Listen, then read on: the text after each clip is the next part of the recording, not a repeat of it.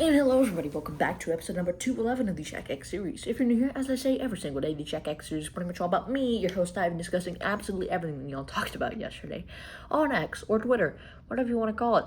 The day before, they want to discuss what he talked about yesterday on Wednesday, July 15th, 2026. He posted it just about 40 times yesterday, 47 times, and we're going to get right into the episode here, not to waste your guys' time. Starting off not as we usually do, but with SpaceX and the Starlink updates. Pretty interesting. And to start off this segment, Elon confirmed the Starship is scheduled to fly again as soon as tomorrow, which is today technically because we're talking about the post from the previous day, from South Texas or Boca Chica, whatever it's called. Elon also highlighted SpaceX's status as the most reliable big launch provider in history, boasting a 99.1% success rate over 675 launches.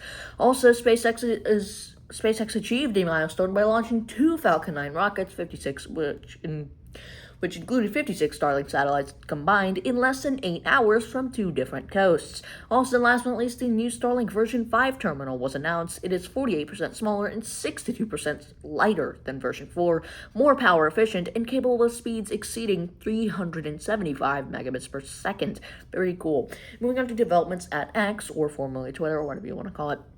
Like I said at the start of the episode, starting off this segment, Elon announced that the entire codebase of X will be made open source, with no exceptions once a security vulnerability review is complete.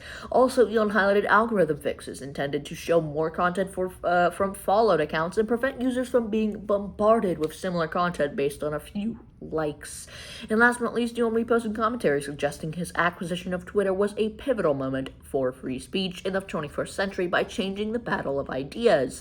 Also, moving on to artificial intelligence and Grok, starting off this segment, Grok 4.5 has been updated with new connectors for Stripe, which is payments and invoices, and Calendar for scheduling, and also effectively becoming an operating layer for business workflows. Also, Grok 4.5 achieved top rankings on industry benchmarks, including the number one spot on the Long Horizon Terminal bench, and number two on the Frontier SWE benchmark. Moving on, Elon also reposted news regarding Apple suing OpenAI for trade secret theft and commented on AI's ability to achieve highly optimized machine coding. And to wrap up this segment, almost said episode, Elon showcased Grok Imagine's capabilities, including background removal and animation used by May Musk, which is his mother, by the way.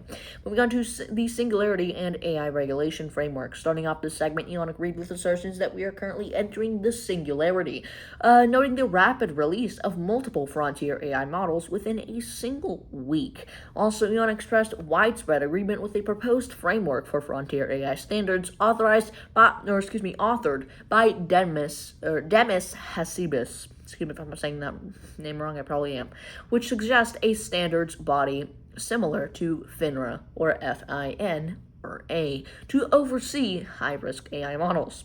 And to wrap up this segment, this framework emphasizes the need for total transparency and cautious development to manage risks as systems become more agentic and recursively self-improving.